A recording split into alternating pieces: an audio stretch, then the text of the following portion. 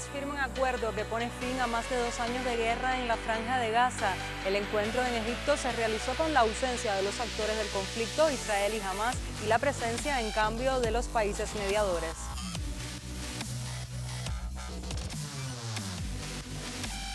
El presidente interino de Perú dio por terminadas las funciones del Consejo de Ministros nombrado por la expresidenta Dina Boluarte. José Gerí ya ha enfrentado las primeras protestas contra su mandato.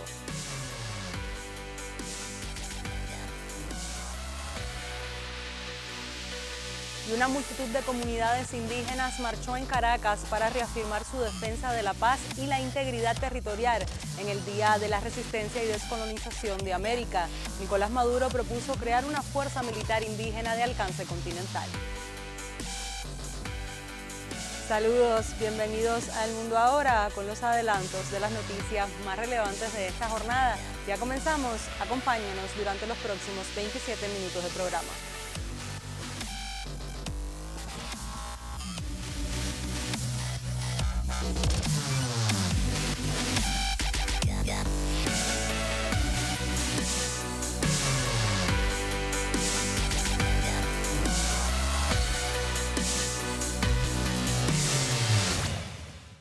Iniciamos nuestro recorrido por las noticias de mayor impacto en el mundo. Líderes mundiales firmaron el acuerdo sobre el fin de las hostilidades en la Franja de Gaza durante la cumbre de paz celebrada en la ciudad egipcia de Sharm el-Sheikh. El presidente estadounidense fue el primero en firmar los documentos, seguido por su homólogo egipcio, el emir de Qatar, y el presidente de Turquía, quienes participaron en la mediación de las negociaciones entre Hamás e Israel. El acuerdo que pone fin a 2 años de guerra de destrucción de Israel en Gaza, pues a la cumbre no acudió el primer ministro Benjamín Netanyahu, pese a la invitación expresa de Donald Trump. En cambio, sí ha estado el presidente de la Autoridad Nacional Palestina, Mahmoud Abbas, pese de que el proyecto no ha sido ni consultado con él, representante legítimo del pueblo palestino, ni tendrá un papel relevante en los primeros pasos del futuro próximo de Gaza, que será controlada por un gobierno de tecnócratas palestinos y con un Consejo de Paz presidido por Donald Trump. También estaban los líderes de Francia, España, Reino Unido, Canadá, Pakistán, Azerbaiyán, Japón, así como el secretario general de la ONU y el presidente del Consejo Europeo. El anfitrión, Abdel Fattah al-Sisi, ha copresidido el acto en el que a modo de testigos han asistido una veintena de jefes de Estado y de gobierno. El mandatario egipcio pronunció un conmovedor discurso e instó a una paz duradera, calificando el acuerdo de hito histórico. Sí, toda la población de la región, toda la población ha estado anhelando el derecho a la independencia, naciones independientes. El pueblo palestino no es la excepción. Ellos tienen el derecho a la autodeterminación y a aspirar a un futuro donde la guerra no amenace el derecho a disfrutar de la libertad y a vivir independientemente, en un Estado independiente, un Estado que convive lado a lado con Israel en paz, seguridad y reconocimiento mutuo. La paz no se crea solamente a través de la gobernanza, sino que se construye por los pueblos cuando entienden que la rivalidad del ayer puede ser la alianza del mañana. Yo quiero aprovechar esta oportunidad para apelar al pueblo israelí. Les digo que, por favor, convirtamos este momento histórico en un nuevo inicio de coexistencia justa y pacífica, donde la vida prevalezca. Miremos un futuro mejor para los hijos de nuestras naciones. Juntos estiremos nuestras manos, logremos la cooperación y una paz justa y duradera para la población de la región. Donald Trump también ha comparecido sentado en la mesa tras la rúbrica. Han hecho falta 3.000 años para llegar hasta aquí, pueden creerlo, y va a durar, manifestó Trump mientras firmaba el acuerdo. En este contexto, el líder estadounidense aseguró que siempre se ha dicho que la Tercera Guerra Mundial comenzaría en Oriente Medio, pero eso no va a suceder. También declaró ante los líderes mundiales que en la sala habían personas que no le agradaban. 3,000 years to get to this point. Can you believe it? And it's going to hold up, too. It's going to hold up. This is a tremendous day for the world. It's a tremendous day for the Middle East. And you can see that this is probably the greatest assemblage of countries in terms of wealth and power maybe ever assembled. And it's just an honor to be a part of it. We're going to be signing a document that's going to spell out a lot of rules and regulations and lots of other things. And it's very comprehensive, but we've already signed documents in the Middle East and having to do with Israel and Hamas and just about everything else, and it's really working out incredibly well. I don't hold up the signature page, yeah.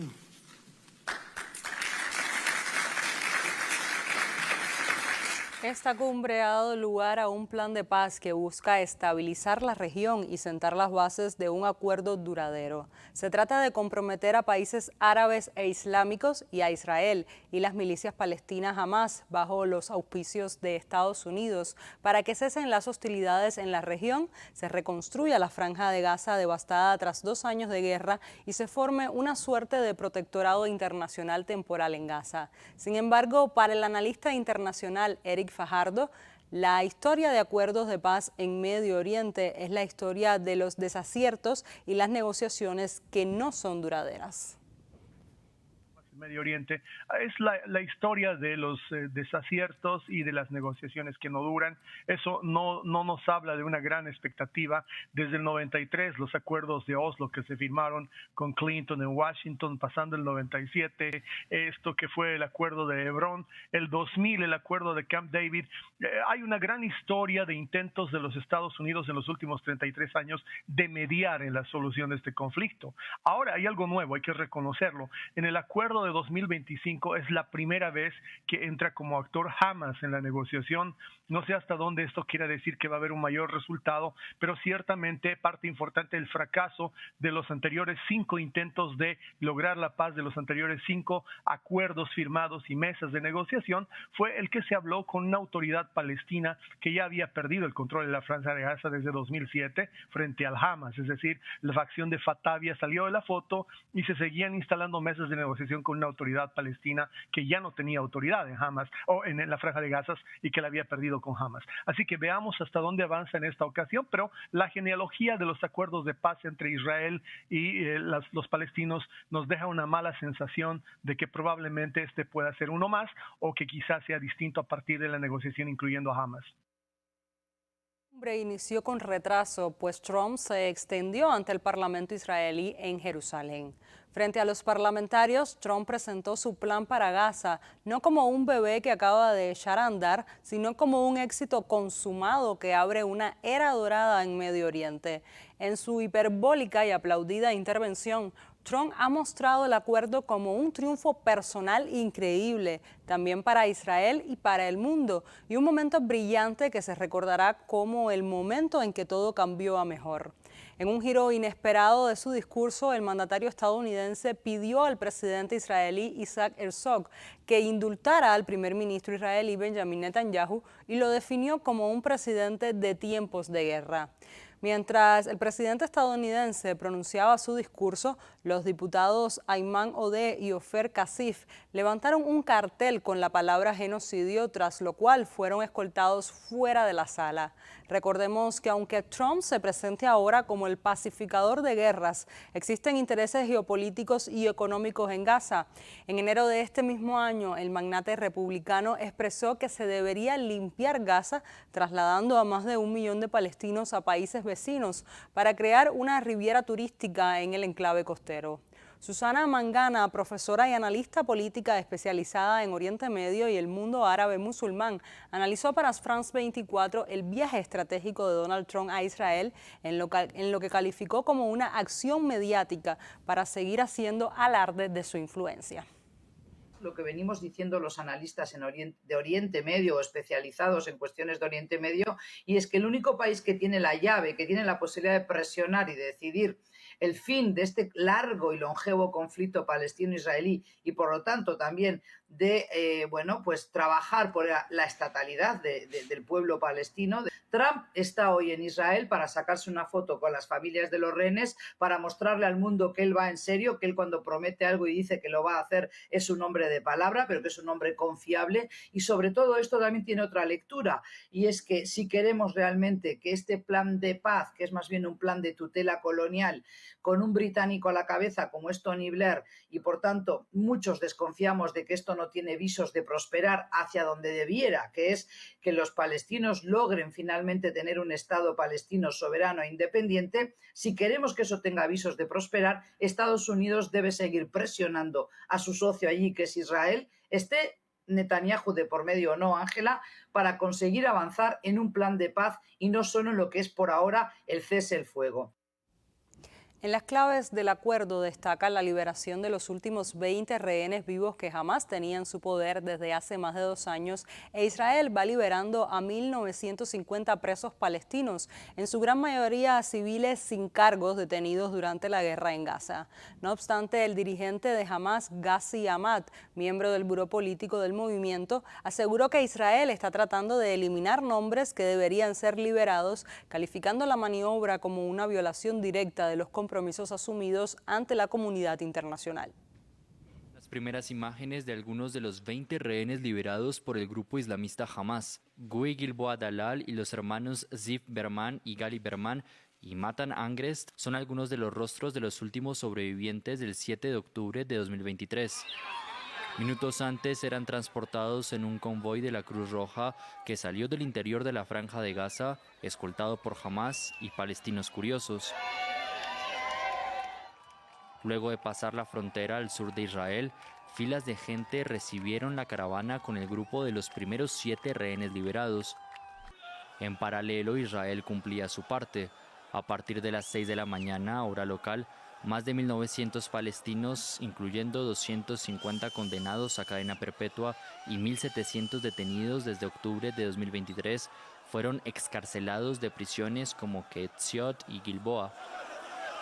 En buses custodiados, los liberados partieron, cientos hacia Cisjordania y Jerusalén Este, para abrazos con parientes, otros a Gaza, donde miles regresaban a una ciudad en ruinas, pero con la felicidad de las familias que los esperaban.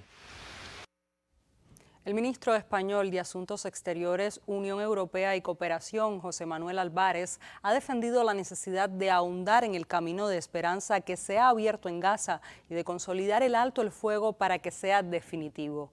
Asimismo, el jefe de la diplomacia española dijo que las causas abiertas contra Israel por presunto genocidio y crímenes de guerra en Gaza seguirán su curso, pues hay responsabilidades que depurar en torno al conflicto en la franja.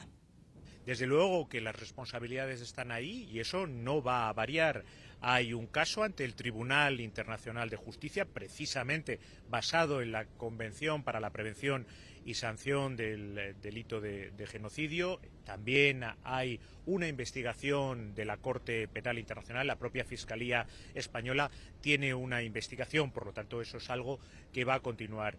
Pero hoy, aquí, en Sharm el-Sheikh, estamos todos unidos con esperanza, en torno a la esperanza de que es posible una paz definitiva, que esta vez, y eso es lo que España quiere, esta vez debe ser la última vez que veamos esta espiral de violencia entre palestinos e israelíes, entre israelíes y palestinos. Mientras los políticos celebran su victoria diplomática en el terreno, los palestinos que están regresando a Gaza encuentran un panorama de devastación en lo que un día fueron sus hogares. Mientras la tregua se mantiene, Israel ha permitido el ingreso al enclave de varios camiones con ayuda humanitaria desde Egipto. No esperábamos que llegara a este punto, es decir, ni una sola casa en toda la calle sigue en pie, ni siquiera hundida, todas están arrasadas, es una destrucción total. Soy de las personas que no pudieron sacar ni una camisa de la casa, es una destrucción indescriptible, sinceramente. Cuando supimos de la tregua estábamos deseando ver nuestra casa, la encontramos reducida a escombros, no hay vida en absoluto. Cuando vi mi casa, me derrumbé y empecé a llorar. No sabía qué decir, la situación es extremadamente dura, indescriptible. Ni siquiera los animales pueden soportar estas condiciones. No hay agua, ni comida, ni bebida, ni trabajo. Incluso la tienda de campaña que tenemos está dañada.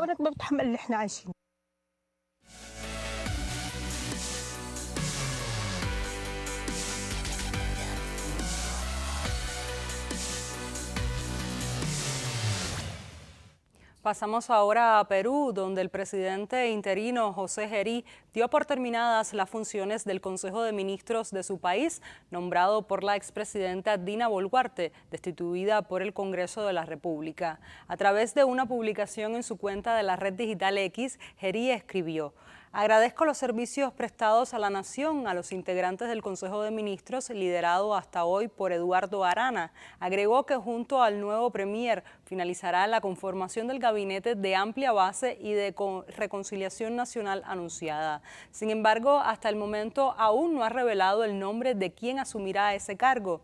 A 72 horas de ser designado presidente interino de la nación latinoamericana, Gerí no ha logrado conformar un gabinete, lo que significa que sus órdenes presidenciales, incluidos decretos y decisiones administrativas, carecen de efecto legal, ya que no tienen la aprobación de los ministros. La llegada de José Gerí al más alto cargo del poder político en Perú se produce en medio de una profunda crisis política en esa nación.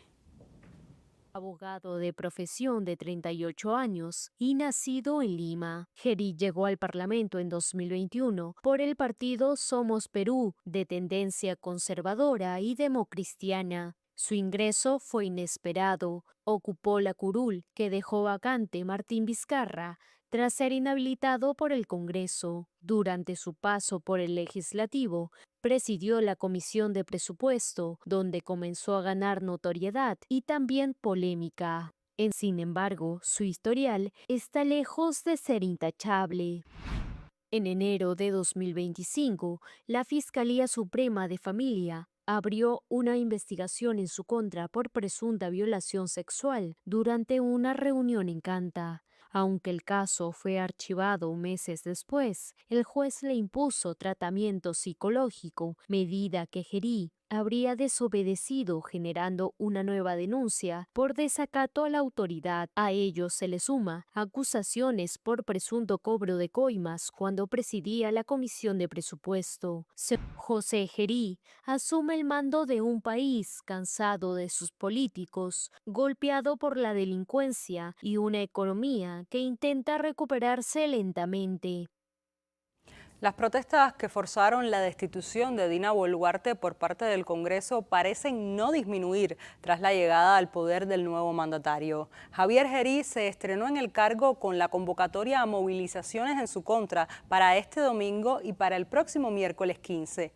Las marchas contra Boluarte eran también contra el Poder Legislativo, que la protegió de acusaciones por violaciones a los derechos humanos y corrupción, y gobernó con ella hasta que se volvió insostenible. Javier Gerí es parte de esa mayoría parlamentaria de derecha y extrema derecha repudiada por más del 90% de la población, y es visto como el continuismo.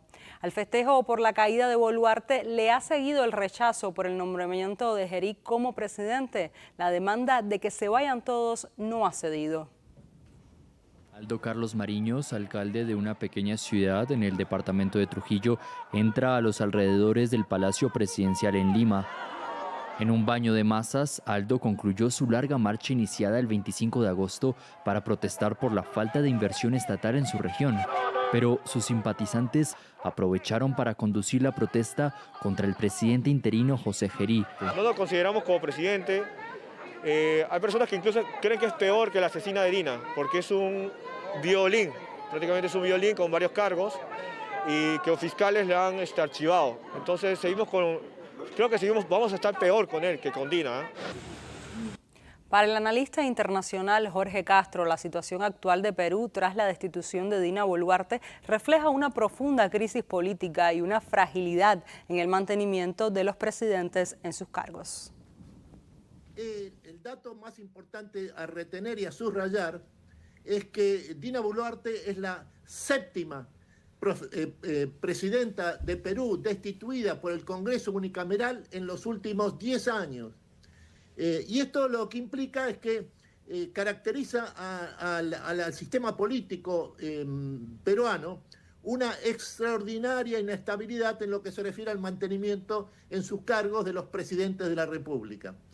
El otro dato que conviene también agregar es que de los últimos 3 presidentes que han sido destituidos, 3 de los 5 presidentes que han sido destituidos, tres de ellos están prisioneros en distintas cárceles del gobierno de Perú, acusados precisamente del delito de corrupción.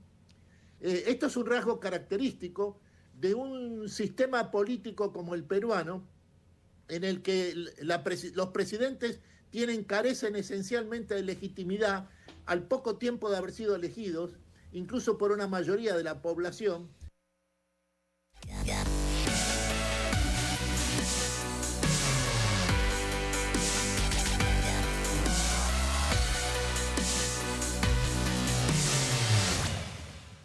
Continuamos en América Latina. El pueblo venezolano se unió a la gran marcha en Caracas por el Día de la Resistencia Indígena y en Defensa de la Paz, que reivindica 533 años de lucha indígena ante los poderes coloniales que han oprimido a nuestros pueblos ancestrales.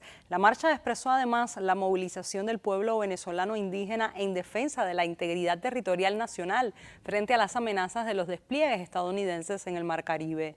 Por este motivo, en la intervención del presidente Nicolás Maduro, instruyó a la Fuerza Armada Nacional Bolivariana a acelerar y expandir la Milicia Nacional Bolivariana Indígena. Ante las 36 comunidades indígenas presentes, Maduro consideró oportuno además conformar brigadas milicianas internacionalistas de los pueblos indígenas de nuestra Suramérica para venir a defender Venezuela si fuese necesario. El jefe de Estado venezolano recordó los peligros imperiales que aún acechan a la región, mientras el mundo presencia la confrontación de dos modelos, uno hegemonista, fascista, supremacista y otro nuevo que puja por el respeto a la diversidad cultural. Decir al comandante de la milicia bolivariana que profundicemos y aceleremos la expansión de la milicia bolivariana indígena en todos los territorios del país y se conformen brigadas milicianas internacionalistas de los pueblos indígenas de nuestra Suramérica para venir a defender Venezuela si fuese necesario.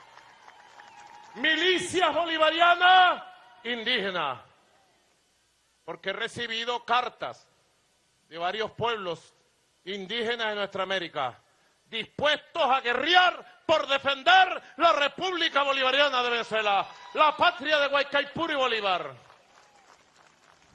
En este contexto, los representantes indígenas aprovecharon la ocasión para agradecer nuevamente por la Constitución del año 2002, la cual reconoció finalmente los derechos y luchas históricas de los pueblos ancestrales. La ministra del Poder Popular para los Pueblos Indígenas, Clara Vidal, en el Panteón Nacional y Mausoleo al Libertador Simón Bolívar, recordó la resistencia indígena y afrodescendiente ante las históricas intervenciones colonialistas para apoderarse de los recursos latinoamericanos.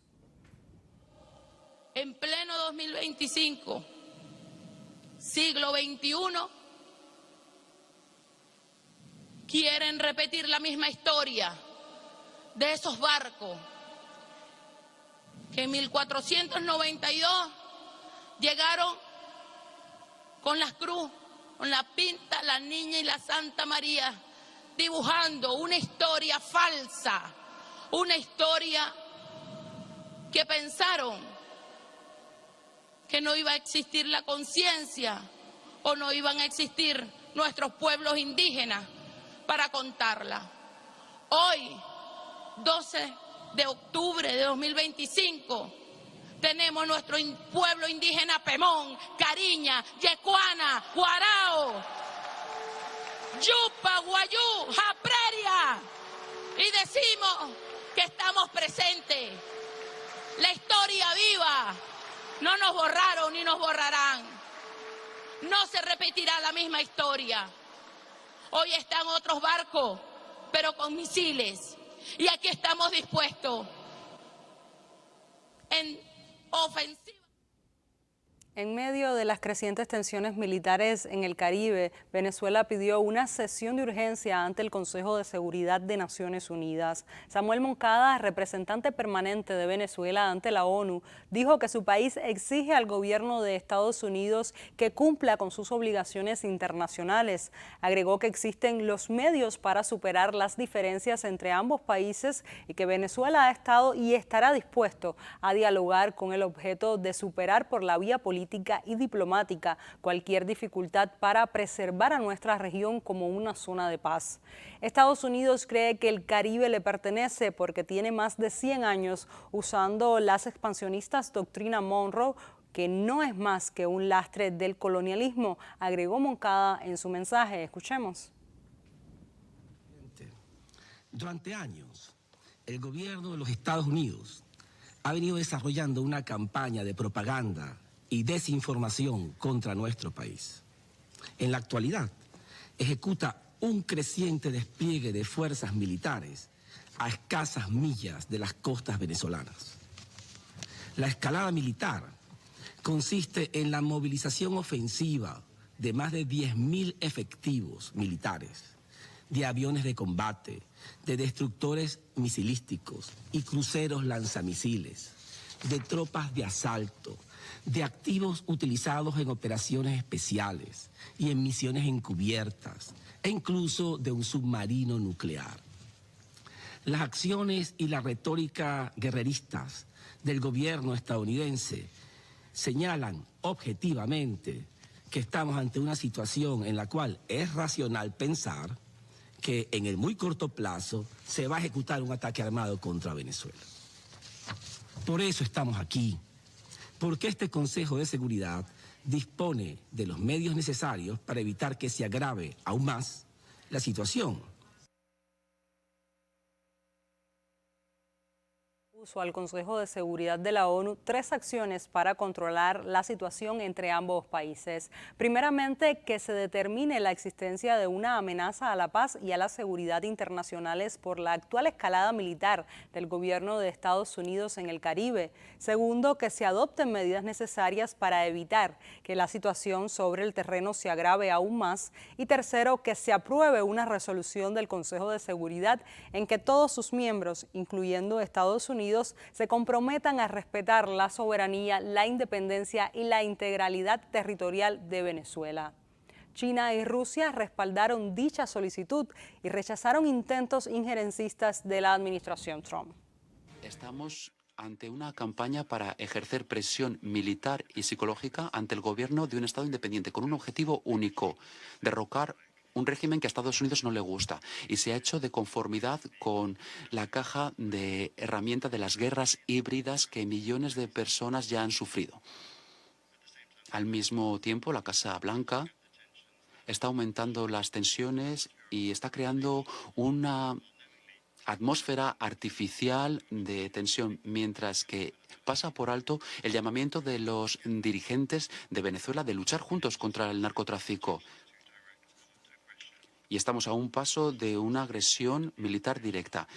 Estados Unidos tiene que abstenerse de un error irreparable. China está en contra de cualquier acción que viole los principios de la Carta, así como la soberanía y la seguridad de otros países.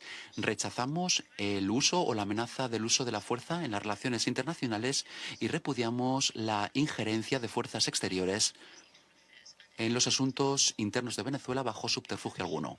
Y por eso le pedimos a Estados Unidos que cese estas acciones para evitar un recrudecimiento en la situación. Y le pedimos que no utilice la excusa de luchar contra el narcotráfico para poner en peligro la seguridad de navegación de otro país, así como los derechos que gozan en virtud del derecho internacional. China siempre ha apoyado los esfuerzos encaminados a luchar contra la delincuencia transnacional mediante una cooperación reforzada, y le pedimos a Estados Unidos que lleve a cabo sus operaciones de los cuerpos de seguridad del Estado con normalidad y con respeto a la ley.